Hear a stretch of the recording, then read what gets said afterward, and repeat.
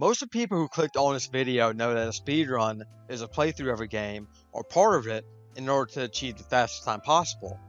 Many of these communities have grown in popularity, mainly to the general appeal of the game and the charismatic people who run these games. Furthermore, some of these games contain miscellaneous categories that could take seconds or even milliseconds to complete, some of them even being called joke or meme categories. Some games have well-known individual level runners, or IL runners, that work tirelessly to trim only seconds off of a time in a level that can only take a few minutes. Recently, I've decided to dabble in this art as I've been a fan of multiple speedrunners in the past. So this ambitious video is a mix of a showcase exhibiting my runs, and also an explanation explaining some of the game's mechanics. Of course, I provide timestamps for these games, so the moderators won't have a stroke trying to find my runs. Also, there will be some discrepancy in the audio, as some games prohibit background music and require game audio, so I apologize for any discrepancies in the video. Also, my runs are kinda amateurish, so should any run be rejected, I still had fun in running these categories and filming them. So I have nothing but respect for these runners, and I highly recommend you check some of them out. The skill they exhibit is phenomenal. So most of the games I decided to run are from my childhood, and are also instant classics, as you'll see in the video. And since this is the mosh pit of multiple communities coming together, please leave down below any comments, feedback, any suggestions for future runs, as most of my games are at my parents' house, so I only have a small finite amount of games I could run. So, going on to the video, I hope you enjoy, and please like it if you enjoyed the video. Moving on to the games. Starting off with an instant classic, Dead Rising is a 2006 horror beat-em-up that was originally exclusive for the 360. However, with the game's 10-year anniversary, the game was ported to the next generation and PC, which allowed runners to complete their runs even faster due to the decreased load times. I myself enjoyed watching several runs of the game from Edicios. I highly recommend you check them out if you're a fan of the franchise. But moving on to the iconic prologue of the game, there's actually a category for speedrun in the beginning portion of the game, entitled Prologue Any %. I'll now show you my run while I comment the tactics that I use and why I use them. So the timer actually begins when Frank spawns on the roof after the cutscenes, and it ends after we reach the stairs in Entrance Plaza. Now you'll notice we're jumping like an idiot. That's because it's a new game, and Frank starts off super slow. So jumping is actually faster than walking. And we're also going to skip all the dialogue boxes that come up teaching us how to play the game. So we're going to continue jumping and jumping until we reach the Entrance Plaza, and then we have a few more cutscenes to skip.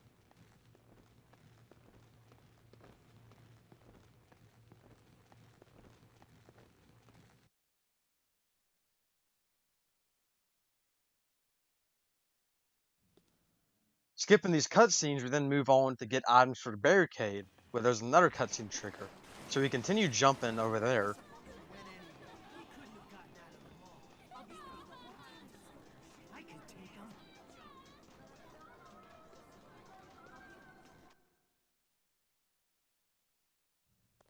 And after this cutscene, the plaza becomes filled with zombies. Now we're going to stick to the left side because it's faster and also safer.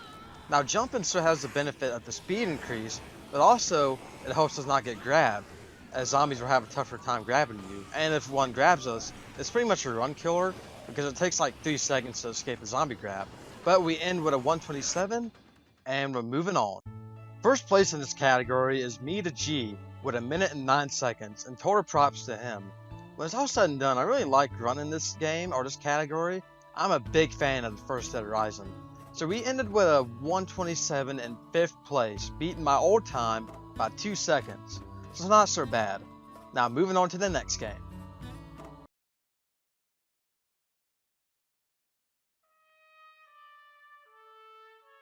Peter Jackson's King Kong, the official game of the movie, and this game is officially a classic. Obviously based on their 2005 film, this gem proved that movie tie-in games can be masterpieces. You play as Adrian Brody's character, Jack, and also as King Kong, and I love the dichotomy of Kong's levels where you kick ass, and Jack's where you feel vulnerable, like you're prey on Skull Island. As a kid, this game scared the piss out of me, And now it's time to get on a log. That's right, one of the levels in the game you play as Jack. It's based off the scene from the film where King Kong throws the log into the pit. Now we need to see how fast we can fall off and complete the level. There is some skill involved though, and some luck. The luck comes from how fast we fall off the log, and the skill comes from how fast we can complete the level after, as we do have to do some skill involving walking diagonally to increase our walking speed. But here's the run.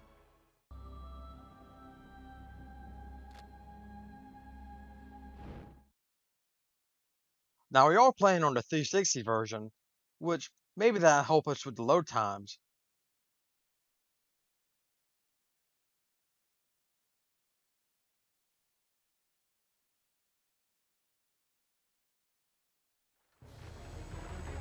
Stay behind me! So we start off, and I still don't know how to fall off this fast, but we're just going to go to the side of the log and hope that Kong can throw us off fast enough.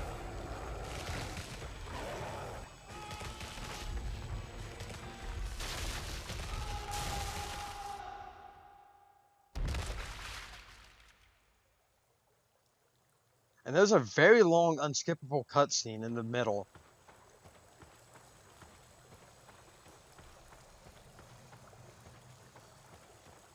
Luckily, unlike the film, we don't have to fight off giant insects, so that's always a plus. I'm over here! This way, Jack! You can't give up now, Mr. Denham.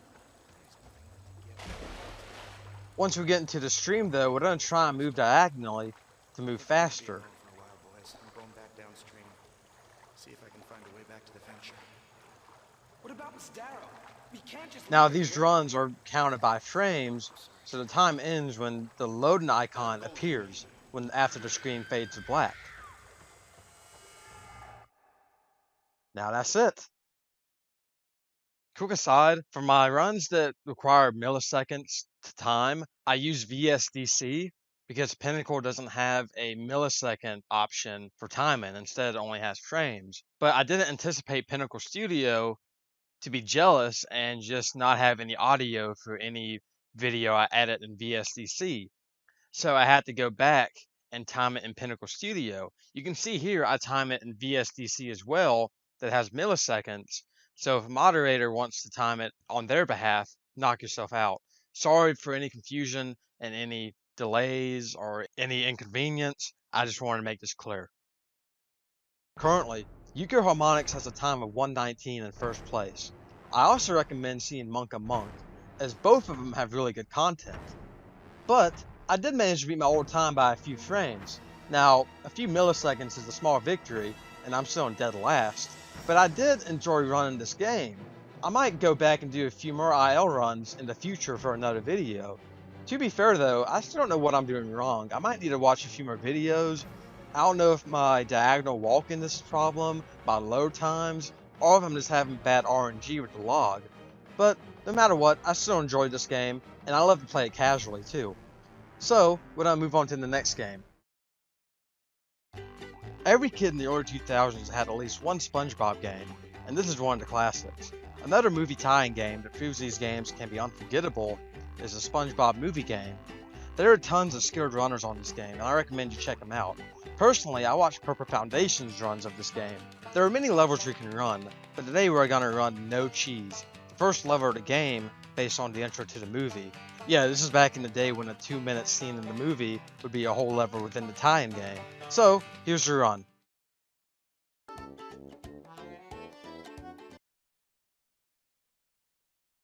Now the timer begins when we put the input to go into the level, and it ends once we collect the collectible chests in the middle of the level.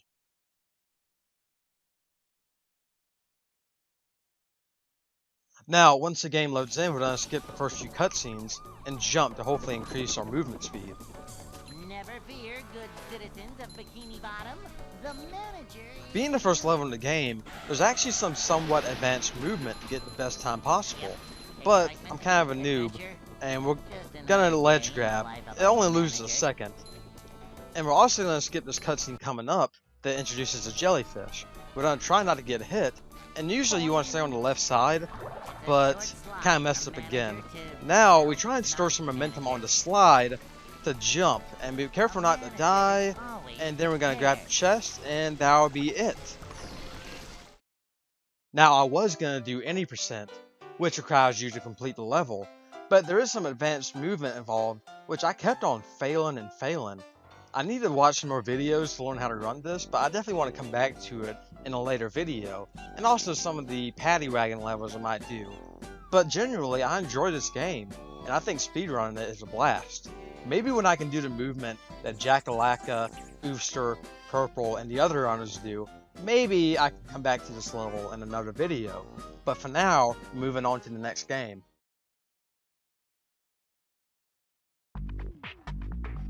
Ratchet and Clank is a 2002 platformer.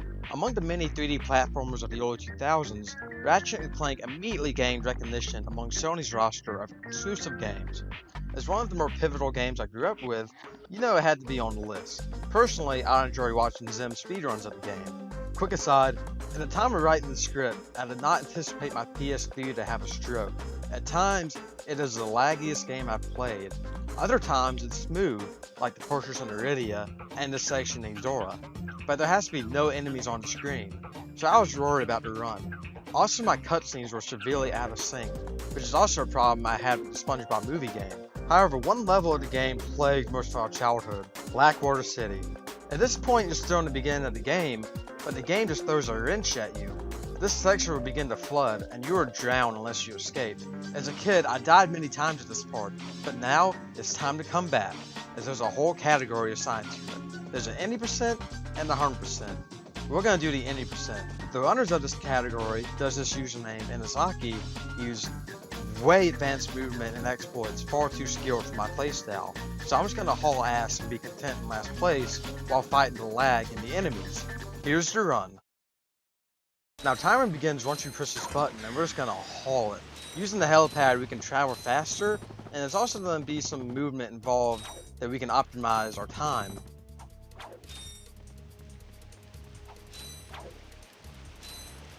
Now I was kind of a wimp here and didn't use the helipad because I was afraid I was falling down, and you probably see the lag spike coming in, and I actually get hit,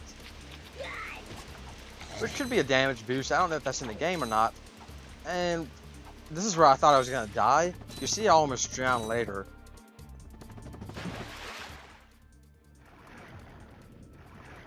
It should be said I didn't do a practice run at this one. Usually everyone on this list I did a practice run. Oh, and there's a lag. Slow motion. But I didn't do a practice run at this one. I just went straight into it. And here's where I messed up. And I legit thought I was gonna die again. You can see how close I get to death in this.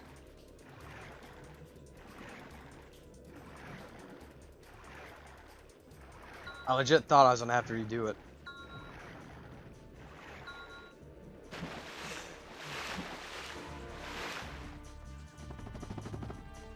And then the time ends when we press the green button, and we are done with Blackwater City. Now, I don't know if I'm going to return to any Ratchet games in the future for another video, especially when my PlayStation 3 can't handle the awesomeness somehow. But I am content in last place with a time of 117. So now it's time to move on to the next game. Modern Warfare 2 is probably the only game that doesn't need an introduction in this collage. But in my opinion, it's the best of the Modern Warfare trilogy. I'm playing the remastered version, and this is the only game on the list where I don't watch any runners of the game, nor do I have any information about the community. It doesn't matter though, because we're doing the pit, the iconic training course from the first level. Cloaker is at first place with a 5-second time on the pit in SSDD, and I think he'll be there in a minute. My strategy here is just wing it and optimize movement with a shotgun and a pistol. You can see my best time is 18 seconds, back when I grinded for the trophy for the platinum, but I doubt I'll get there today. After a dozen tries, my best is a 21-second time. This is the only game in the whole compilation that goes off of an in-game timer, as the time will decrease or increase depending on your accuracy or how many civilians you hit. Also, the rules are more lenient with Modern Warfare, as I can have background music and commentary as long as it doesn't dilute the game audio, which you can still hear. Now, I already showed you my best run, so even if it gets rejected, I still had fun doing this, as it's always fun to see how fast you can go. And I'll take my confident 21.5 seconds somewhere in the dozens and dozens of speedrunners who run this game. Now, I might return to this game in the future with the old generation version and run a few Spec Ops missions. Maybe that would be fun, but I'm gonna go to the next game. As a bonus, I included the SpongeBob Battle for Bikini Bottom Rehydrated, the remastered version of the classic. The BFBB speedrun community is probably one of the more iconic communities mentioned in this video. At first, I wasn't going to include it in the video, but why not? The game is still as fun as the original, but there's still one flaw that I cannot ignore. This spatula in Sand Mountain refuses to spawn, and it is impossible for me to platinum the game. I've tried different save files and everything, and it still isn't patched a whole year later. But moving on from my gripes, we're going to beat the first boss in the game, Robo Sandy. First, we have to show the rev number in the main menu in the top right. Then, we have to gather the 15 spatulas, as the level has to be untouched for the IL run. Spawn into the Poseidome, we're going to skip the cutscene and try and manipulate Robo Sandy. Now, Mahanita, the top runner in this category, was able to manipulate her way better than I did. You can see I saw it strong, but you can time the bubble bash just right, that way you don't go flying like that. It saves a few seconds, but we're still good. Looks like the robots left itself vulnerable. Now I actually get hit here, and it actually makes it take longer, because the robot does this taunting animation if you get hit. Now we're going to skip the next cutscene, and then we get hit again. You can tell this is my most amateur run of the video. I don't think SpongeBob's underwear fits quite right. And we don't want her to do the string line move, because that just takes more time. And if you get hit during that, she'll again taunt you.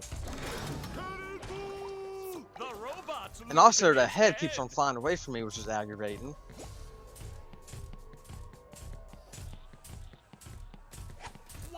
And then we gotta repeat it a few more times.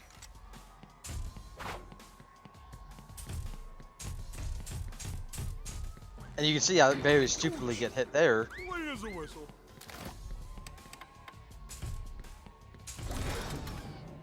You can see I timed that jump just right, so that way I can hit her when she lands. Oh, nice flying head thing move by Patrick.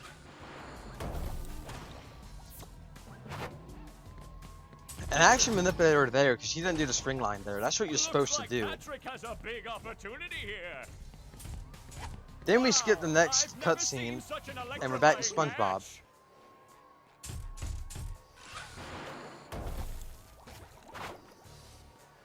And we get hit again. Oh, that's gotta sting. I feel like a new sponge. And we're going to use the upward bubble bash. I forgot the name of it, but we're going to use that to damage her. Again, you can tell I'm trying to manipulate her.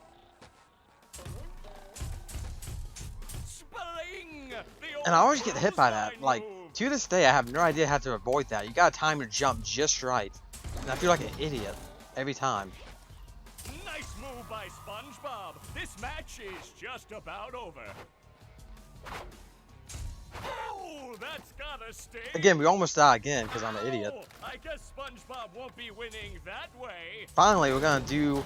Then with the final hit, we end the time and beat the boss. So with a final time of 2 minutes and 43 seconds, we are in second place, but that time is pitiful. Maybe with better manipulation, I can come back to it and have a better time. But I recommend you check out Mahanita's time and his manipulation of Robo Sandy. Also, there's some other runners like Shift who use manipulation in order to get better times, but I'm still an amateur and maybe I'll get around to it. But I really love this game as a casual player, and I might go back to it later, but moving on to the next game. Jurassic Park Operation Genesis is a 2003 management simulation game based on the Jurassic Park franchise. This game came out around the tycoon craze of the early 2000s. It's almost like Zoo Tycoon, but with Jurassic Park. This game, along with nearly every other game on this list, was my childhood. I could talk for hours about how great this game is. It's pretty much the predecessor to Jurassic World Evolution, but this game still holds a special place in my heart. Operation Genesis has a few categories that we could run, and personally, I enjoy watching Cobalt the Righteous's runs and India Spice's runs. mainly of the main Operation Genesis mode, so I recommend checking them out. Today we're going to run the missions. These are fast scenarios that range from either taking pictures in a safari, shooting rampaging dinosaurs, or rescuing people. Unfortunately, the game audio will be present here. Seriously, what mod came up with these rules? And we'll be doing the first mission of the game. So here we go. Now the mission we'll be running today is a picture is worth 100 points.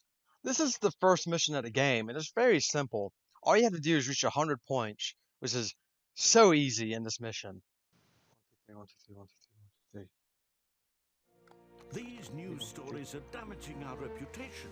We can't let the public lose. So when we load in, we're going to skip the cutscene and 2 dialogue boxes. And we're going to try and take some pictures as fast as we can. If you're lucky enough, you can get 3 species here, the Allosaurus and the 2 Stegosaur species, in one go, and knock out almost half your points. Now the Brachiosaurus is near the lagoon, are we going to get a majority of your points.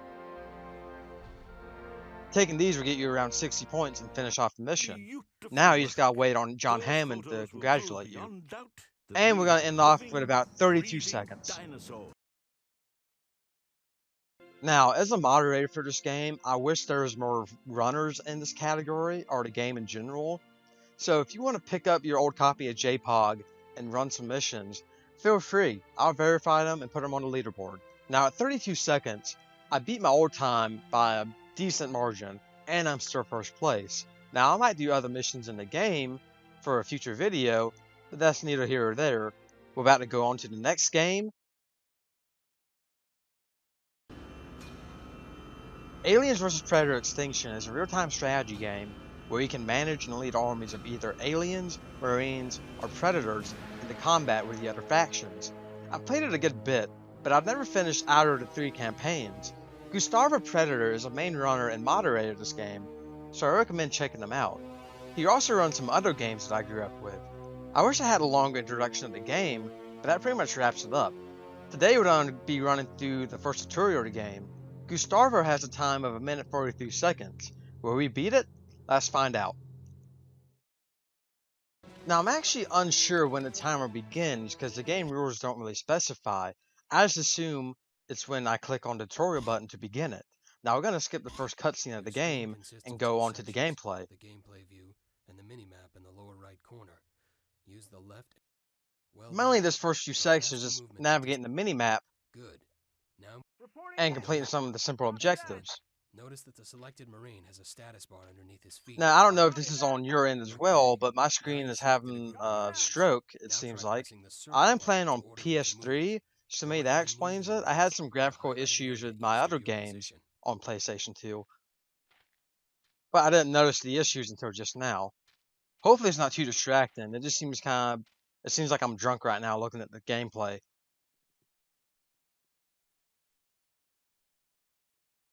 Now we're going to move the Marines here, and they're kind of slow.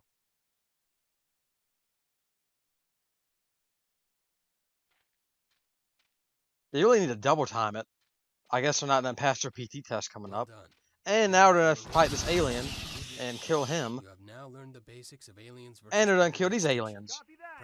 And after that, we'll complete it. I still don't know when the timer ends, if it's on the completion screen or on the press X to continue. But I'm going to end it there at a 1:18. Now, I don't know if I'm going to come back to this game in a later video or not, because it seems like most of the other tutorials are much longer. And keep in mind, I'm not going to do these 5 to 10 minute IO runs. If it's under 2 minutes, then I'll probably do it. But I do enjoy the game, and I highly recommend any AVP fan to check it out.